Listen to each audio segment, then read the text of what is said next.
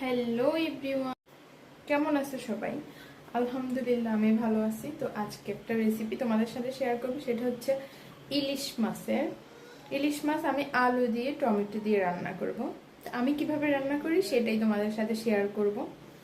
চলো let's go. এখানে আমি ইলিশ মাছ ভালোভাবে ধুয়ে রাখছি, দেখো একদম টাটকা। আমি এখন লবণ আর হলুদ মিক্স করে নিব। চলো, এখানে আমি লবণ দিয়ে দিচ্ছি, হাত দিয়ে দিচ্ছি আমি, আর এখানে হলুদ দিয়ে রাখতেছি। এখন মেখে নিব ভালোভাবে। দেখো কত সুন্দরভাবে ম্যারিনেট করছি আমি। এখানে আমি কড়াই গরম করে নিছি, এখন তেল দিয়ে দিব। তেলটা গরম হয়ে গেলে তারপর আমি মাছটা ভাজবো। এখানে তেলটা প্রায় গরম হয়ে গেছে, এখন আমি মাছটা দিয়ে দিব একটা একটা করে। এখানে আমি সবগুলো মাছ অ্যাড করে দিচ্ছি, বারবার ভাজতে ইচ্ছে করে না, এই জন্য একদম সবগুলো দিয়ে দিচ্ছি। এবার সবগুলো একসাথে ভেজে নিব আমি। ইলিশ মাছটা আমি এরকম করে ভেজে নিচ্ছি।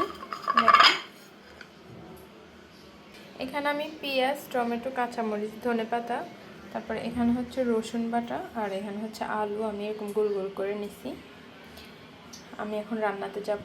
এখানে আমি অনেকখানি তেল গরম করছি, এটা অনেক বড় কড়াই তো বোঝা যাচ্ছে না, যাই হোক। এখানে আমি পেঁয়াজ আর মরিচটা দিয়ে ভেজে নিব আগে লাল লাল করে। এখানে আমি বড় বড় 3টা পেঁয়াজ কেটে নিচ্ছি, সাথে কাঁচামরিচ ফালি করে রাখছি, ওইটা অ্যাড করে দিচ্ছি। এখন আমি এটা ভালোভাবে নেড়ে ছেড়ে একদম লাল লাল করে নিব। এখানে আমি লবণটা অ্যাড করে দিব, কারণ লবণটা দিলে পেঁয়াজটা একদম নরম হয়ে যায় তাড়াতাড়ি, সেই জন্য আমি লবণটা অ্যাড করে দিব। পেঁয়াজটা প্রায় লাল হয়ে গেছে, এখন এখানে আমি একটু রসুন অ্যাড করে দিব। এই রসুনটা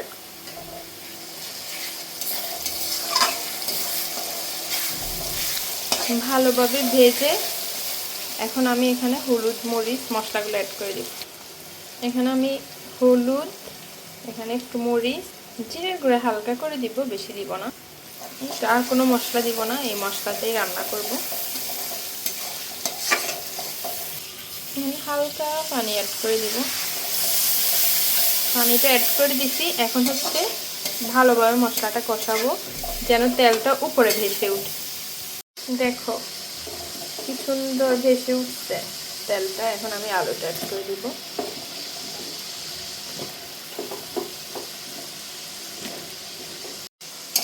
এই আলুটা আমি ভালোভাবে কষাবো এই মশলাটাতে।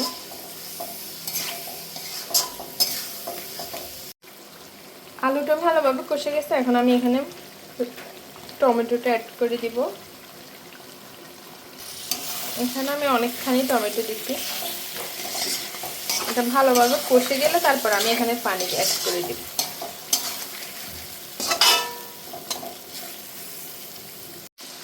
এখন আমি এখানে পানি অ্যাড করে দিব। পানিটা কি পরিমাণ দিচ্ছি এটা দেখেই তো বুঝতে পারছি, একদম যেন মাখো মাখো হয় লাস্টে। এখন এখানে আমি মাছটা অ্যাড করে দিব।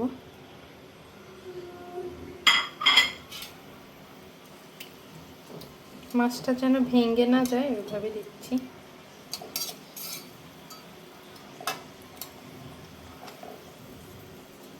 ব্যাস, এভাবে রেখে দিব প্রায় 20 মিনিটের মতো। আমার রান্না প্রায় শেষ। এখন আমি ধনেপাতা অ্যাড করে দিব। এখানে 3টা কাঁচামরিচ অ্যাড করে দিব। ধনেপাতাটা দিলে একটা ঘ্রাণ আসে। একটু ভাজা জিরা গুঁড়া অ্যাড করে দিব কালারটা সুন্দর আসার জন্য।